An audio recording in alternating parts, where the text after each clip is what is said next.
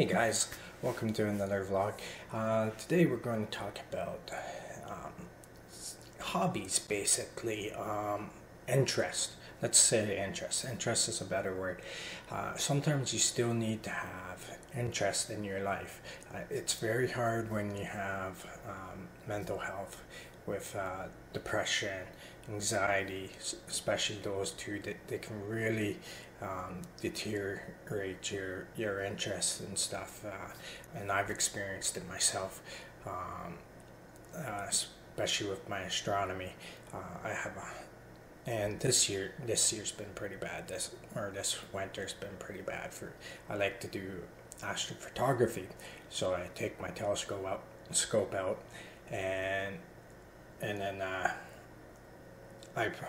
hook my camera up to the back of it, and we'll take pictures. I've been wanting to do piggyback style to be able to get a wider view using just my regular lens, but just so I can capture Andromeda galaxy. But anyways, it's not been a really good winter for that, and I haven't seen one good night to really go out and take pictures, at least from the area I'm living. And mind you, I do have a little bit of light pollution living in Guelph, but it's not as bad as if I was living in Toronto. And you can still do pictures in the cities. There's filters to try to get rid of the light pollution that you can use, and the fact that you're using a telescope will also bring in a lot more. Now, piggyback style, you pretty much need to you can't do it in Toronto for sure. Guelph, I'm not sure. It might be a little bit better. I haven't tried it yet, but that's something I want to try. And it's not very far for me to go up to my parents, where they have a really good area to do astronomy. But if the nights are crap, the nights are crap. You can't do anything about that. So anyways, the other thing that I like to do is I love to keep up with launches, and especially major launches. And on February 6th of 2018 was a milestone in SpaceX history. The Falcon Heavy was launched it was a test launch, but the thing is, it was really good. So and very important, because this is what we'll be able to, I believe, is going to be used for higher up atmosphere payloads, sending stuff to other planets most likely. It won't be be able to send humans to Mars yet, but it's a stepping stone in the right direction. So to begin with, we have three rockets attached to each other. So you got the center core and then the two boosters, and so there are three Falcon 9 rockets with 9 M91D engines, giving you a total of 27 engines in total. So 9 on each rocket. You have nine engines each, and then that gives you a total of 5 million pounds of thrust. That's a lot. That is equivalent to 18 747 aircraft taking off. 18 747s at takeoff.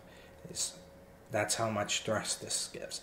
So, of course, the Falcon Heavy, the Falcon Heavy isn't going at max thrust throughout the whole thing.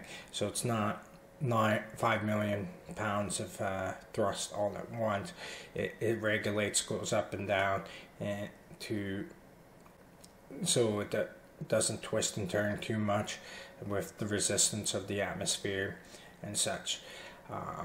And then the other beautiful thing that they showed us was the payload that they decided, because even on a test test launch, you still put in a payload that's going to be equivalent to how much weight the average payload that you're expecting this to lift is going to have. So that way you get a good idea and understanding of what it can do. So they put in a Tesla Roadster in there with Spaceman, they call him,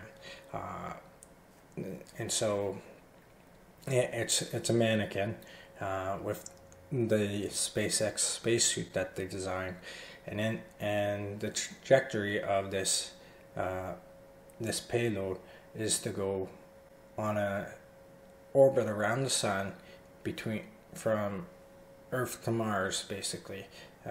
So it's quite elliptical orbit, going out as far as Mars and coming in as close as Earth, and it'll be traveling, I believe they said 40,000 kilometers per hour, and so it's got a billion-year life plan is how long it's going to be in orbit. At least a billion years is what they're saying. I don't know what happens after that, if that's the trajectory of when it enters one of the atmospheres and comes back down. I'm not sure. So yeah, this Roadster will be going through, just traveling through space for the next billion years. So that's pretty exciting. And anyways, so we'll get right to the launch here. As you can see, the launch takes off and it's nice and smooth. There was no problems whatsoever with the launch, and it went up pretty good. And then we get to our booster separation, and so here you can see the booster separation, and then it follows them along.